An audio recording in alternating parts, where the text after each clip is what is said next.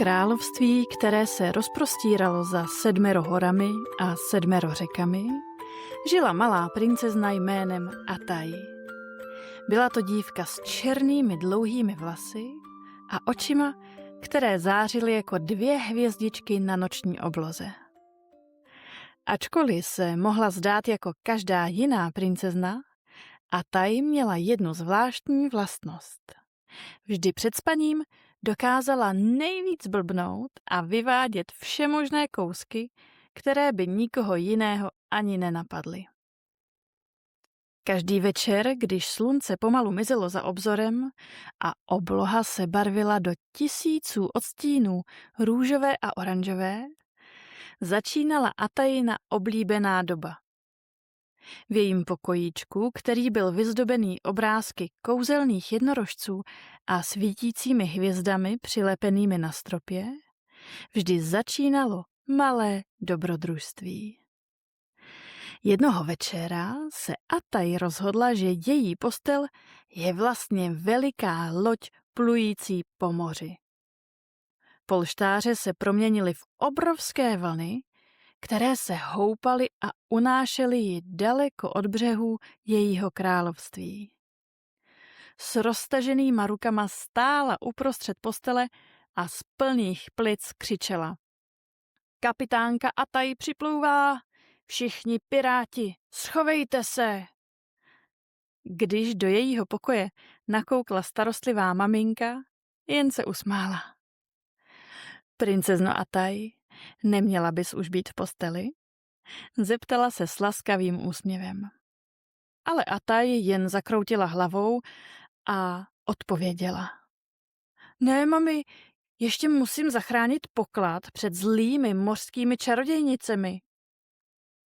Maminka se posadila na kraj postele a s klidem v hlase začala vyprávět.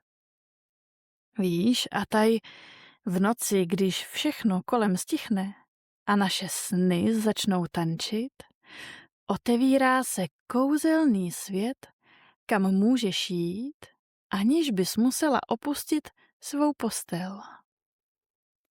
Atai se na maminku podívala svýma velkýma zvědavýma očima. A co je to za svět? Zeptala se, jako by se bála, že kdyby mluvila hlasitěji, mohla by to kouzlo zničit. Maminka se usmála a odpověděla.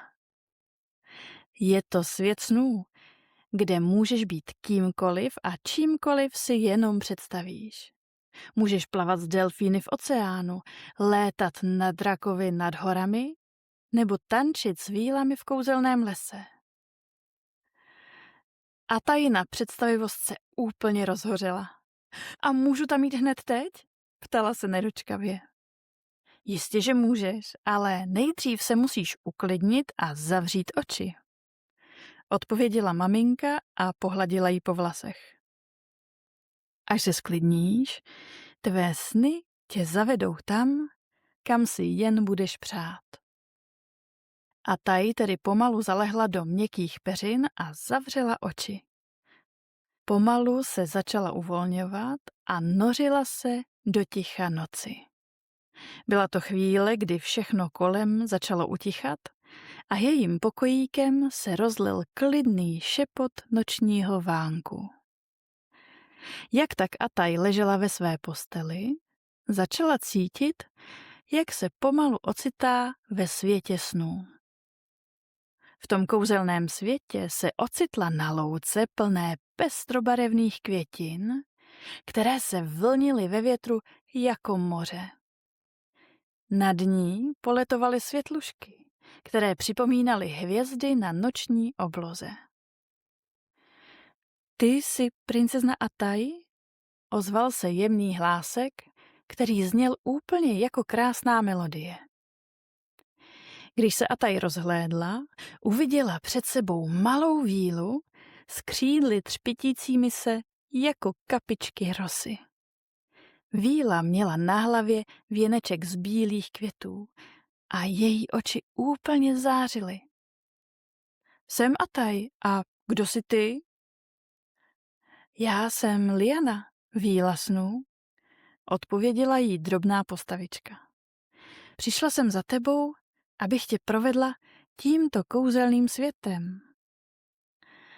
A tak se Atai vydala na cestu, kterou by si ve skutečném světě vlastně ani nedokázala představit.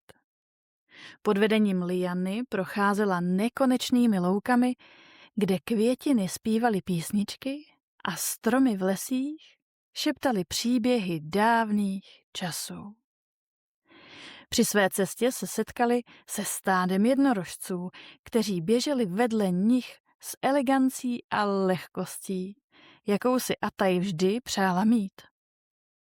Jejich hřívy se třpytily ve světle měsíce a měly krásné veliké oči.